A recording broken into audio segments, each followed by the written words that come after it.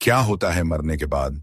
मामा जी इस बात से थोड़ा परेशान हुए और बोले, अब क्या करें भैया, अब कैसे क्या होगा? थोड़ा समय दो, अभी बताते हैं क्या करना है और क्या होगा। उन्होंने खुद पर विश्वास रखते हुए मामा जी से कहा और वार्ड के दरवाजे पर ही बैठ गए। आने जाने वाले उन्हें देख रहे थे। फिर एक नर्स आई और उन्होंने उनके बाहर बैठे रहने का कारण पूछा। उन्होंने बिना झिझक के जवाब दिया, अंदर आजाद साहब बैठे हैं ना, और हम नौकर आदमी उनके बराबर बैठे अच्छा नहीं लगता। नर्स ने उन्हें वैसे ही रहने दिया और दोबारा नहीं टोका। थोड़ी देर तक उन्होंने अपना कुछ धीरे धीरे मंत्र जाप किया और फिर वहीं बैठे रहे। मामा जी ने उनके पास जाकर पूछा, भैया क्या हुआ, कुछ हल नजर आया? भैया ये शक्ति बहुत विकट है। 12:30 बजे तक अगर ये लड़का बच गया तो फिर ये नहीं मरेगा अपने बुढ़ापे तक। अभी इस शक्ति से हम टक्कर नहीं ले सकते। ये इसका वक्त चल रहा है जिसमें ये बहुत ज्यादा ताकतवर है। ये हमको अंदर नहीं घुसने दे रहा है ना, हम भी इसे बाहर नहीं निकले देंगे। हम भी यहीं डेरा जमाए रहेंगे, देखे कितने खेल दिखता है। इतना कहकर वो फिर से अपने किसी मंत्र को शांति से पढ़ने लगे और मामा जी वापस जाकर बैठ गए। समय 10 बज रहे थे। अब सबको इंतजार था तो सिर्फ 12:30 बजे तक के समय के कटने का। सब अपने अपने तरीके से भगवान से प्रार्थना कर रहे थे और मन्नी चाचा बाहर वैसे ही बैठे थे। कभी अपने थैले से कुछ निकलकर मंत्र पढ़ते तो कभी कोई वस्तु मंत्र पिघलाकर अंदर वार्ड में फेंक देते। बेचैनी और बेबसी की वजह से वो 2.5 घंटे किसी 2.5 दशक जैसे लग रहे थे। दादाजी को डॉक्टरों पर यकीन था, मगर मामा जी को मन्नी चाचा पर, क्योंकि मामा जी ये बात मान चुके थे कि जब डॉक्टर भी परेशान हो जाएं और सारी रिपोर्ट भी नॉर्मल हो तो तंत्र मंत्र का सहारा भी बहुत बड़ा योगदान देता है। बाहर बैठे हुए मन्नी चाचा की बेचैनी देखी जा सकती थी। कोई भी झांता ये देखकर जान सकता था कि वहां बैठे आदमी की बेचैनी किसी आम इंसान की बेचैनी से अलग थी।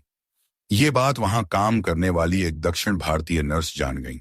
वो वार्ड में जाते वक्त मन्नी चाचा से बोली, अंकल तुम यहाँ तंत्र मंत्र कर रहा है ना, हमको ये सब पता है। बेटा अब जान गई हो तो दोबारा यहाँ मत आना, क्योंकि कुछ शक्तियां अनजान को माफ कर देती हैं, लेकिन जानकार के लिए खतरा बरस जाता है। मन्नी चाचा ने आराम से नर्स को समझाते हुए सच्चाई से अवगत कराया। वो नर्स ये बात सुनकर डर गई और दोबारा उस जगह दिखाई नहीं पड़ी। मामा जी और मन्नी चाचा पर मानसिक दबाव बनता जा रहा था। एक चूक या लापरवाही अगर होती तो दो जाने जाती, एक जो पहले से गिरफ्त में थी और दूसरी जो उससे टक्कर ले रही थी। किसी तरह से तो 12 बजे तक का समय कट गया।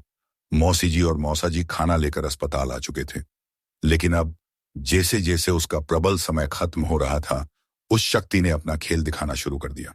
भैया की सांसें ऊपर नीचे होने लगी, आंखें पलट गईं। उनकी खुल आंखों में सिर्फ सफेदी नजर आ रही थी, आंखों की पुतली दिखाई नहीं दे रही थी। हाथ पैर झटके खाने लगे थे। डॉक्टर को बुलाया गया। जल्दी से जल्दी 3-4 डॉक्टर और प्रोफेसर अंदर गए और बाकी सबको बाहर कर दिया गया। डॉक्टर अपनी पूरी कोशिश में लगे थे और उधर मन्नी चाचा कोई कसर नहीं छोड़ दे रहे थे। उनके मंत्रोच्चारण लगातार चल रहे थे। मौसी जी को रो रो कर बुरा हाल हुआ जा रहा था। डॉक्टरों ने भैया के हाथ पैर पकड़े हुए थे और एक डॉक्टर उनके सीने को लगता दबा रहा था अपना पूरा जोर लगाकर। तभी अचानक अंदर से भैया के चिल्लाने की आवाज आई, मम्मी मम्मी। ये सुनकर मौसी जी तुरंत वार्ड की तरफ दौड़ पिटी, मगर मन्नी चाचा ने उन्हें अंदर जाने से मना कर दिया। लेकिन पूरे 24 घंटे बाद भैया की आवाज आई थी, इसलिए वो अंदर जाने पर आमादा हो गई। मन्नी चाचा ने मामा जी से कहकर उन्हें वहीं रोक दिए और समझाया कि अगर ये अंदर चली गई फिर डैन कि लड़का तो बच जाएगा, मगर हम इनको नहीं बचा पाएंगे, क्योंकि अंदर से जो आवाज आ रही है वो छलावा है किसी और को अपना शिकार बनाने के लिए तुम्हारे परिवार से। तुम्हारा लद्दका तो अभी भी बेहोश है। मन्नी चाचा के लिए ये परीक्षा की घड़ी थी। दूसरी तरफ डॉक्टरों को इस बात से थोड़ी सी आशा नजर आई और वो अपने पूरे दिल जान से जो हो सकता था कर रहे थे। उन्हें लगा कि अगर ये लद्दका घर वालों को बुला रहा है तो ये ठीक होने की कगार पर है और इसे कोई मानसिक चोट भी नहीं है। थोड़ी देर तक उनका ये सारा ट्रीटमेंट चलता रहा। उसके बाद भैया को ऑक्सीजन लगाकर बेहोशी में ही छोड़ कर सारे डॉक्टर बाहर आ गए। दादाजी से कहा कि अजय ने अपनी यादाश्त खोई नहीं है, इसका मतलब है कि अब दोबारा होश आने तक शायद सब ठीक हो जाएगा। फिलहाल वो जितनी देर सोता है उसे सोने दे, बिल्कुल भी डिस्टर्ब न होने दे। दादाजी ने डॉक्टर का धन्यवाद किया। समय 12:25 हुए थे। अभी 5 मिनट तक मन्नी चाचा की परीक्षा और बाकी थी। मन्नी चाचा ने किसी को भी 5 मिनट के लिए अंदर जाने से रोक दिया। अपने थैले से कुछ राख भस्म निकली और अंदर वार्ड में फेंक दी। फिर न जाने किससे वार्ड के अंदर देखते हुए धीरे धीरे बात कर रहे थे, जैसे कि अंदर कोई खड़ीदिधा हो। अगले 5 मिनट तक वो कुछ बात सी करते रहे। उसके बाद जैसे ही 12:30 बजे के आंकड़े को घड़ी ने छुआ, उन्होंने वार्ड के अंदर लपक के कुछ पकड़िड़ा, जैसे कि कोई साधारण इंसान परेशान करती हुई मक्खी को पकड़ी रहता है।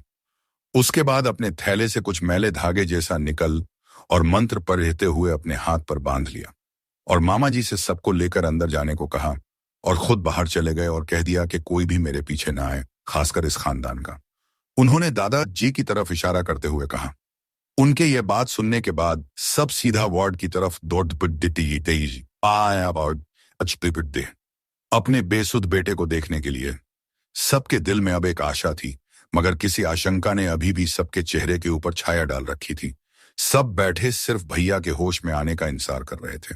वहां से निकलने के बाद मन्नी चाचा दोबारा लौटकर अस्पताल नहीं आए, मगर उन्होंने एक वार्ड के कर्मचारी से खबर भिजवा दी कि वो मामा जी से बाद में मिलेंगे। शाम तक भैया को होश आ गया और वो एकदम नॉर्मल हो गए, बस थोड़ी सी कमजोरी बता रहे थे। सबको पहचाना भी, खाना भी आराम से खाया, और जब उनसे ये पूछा गया कि उन्हें हुआ क्या था, तो वो सिर्फ इतना ही कहते कि मैं साइकिल से गिर गया था। इसके आगे उन्हें कुछ याद नहीं था। फिर वो घर जाने की जिद करने लगे। शाम तक डॉक्टरों ने कुछ नहीं कहा, मगर प्रोफेसर ने घर जाने की इजाजत दे दी और कहा कि अगर इसे थोड़ी सी भी कोई परेशानी होती है तो इसे तुरंत हॉस्पिटल ले आएं, वरना सिर्फ नियमित चेकअप के लिए 5 दिन तक ले आएं। वैसा ही किया गया और भैया 1 हफ्ते के अंदर एकदम ठीक हो गए।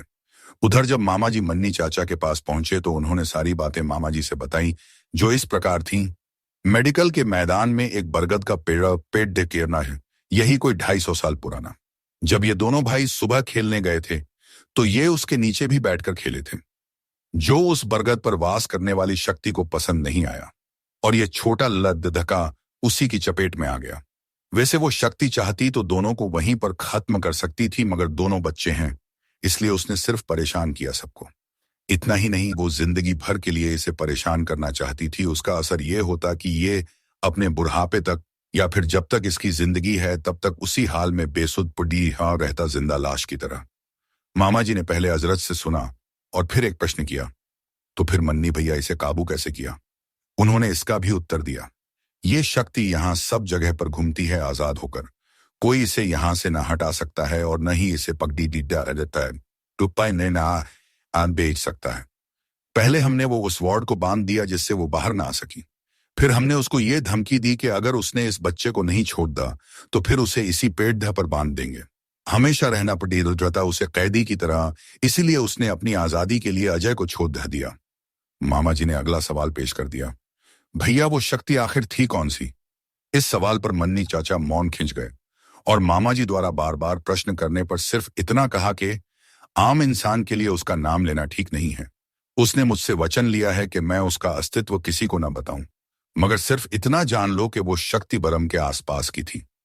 यह सुनकर मामा जी का गला सुर्ख हो गया और उन्होंने आगे कोई प्रश्न नहीं किया, बस थोड़ी देर वहां रुके और वापस घर चले आए। मुझे यह घटना मामा जी ने ही बताई थी। मैंने मन्नी चाचा की क्रियाओं के बारे में पूछा तो उन्होंने कहा कि मन्नी चाचा ने कभी किसी साथ अपने राज नहीं बांटे, इसलिए ये बात बताना मुश्किल है। जब मैंने उनसे पूछा कि बरम क्या होते हैं तो उन्होंने मुझे सिर्फ इतना बताया कि बरगद के पेड़ों का अस्तित्व इन बरम पर ही निर्भर करता है। इसलिए अगर कभी मेरा उस तरफ आना और जाना हो तो उस बरगद के पेड़ की जय कर लूं, एक शक्ति नहीं, एक 250 साल का बुजुर्ग समझकर। आज भी अक्सर आते जाते मुझे वो पेड़ दिख जाता है तो सिर्फ जय हो के सिवा न कोई नाम और न ही कोई और शब्द मन में आता है।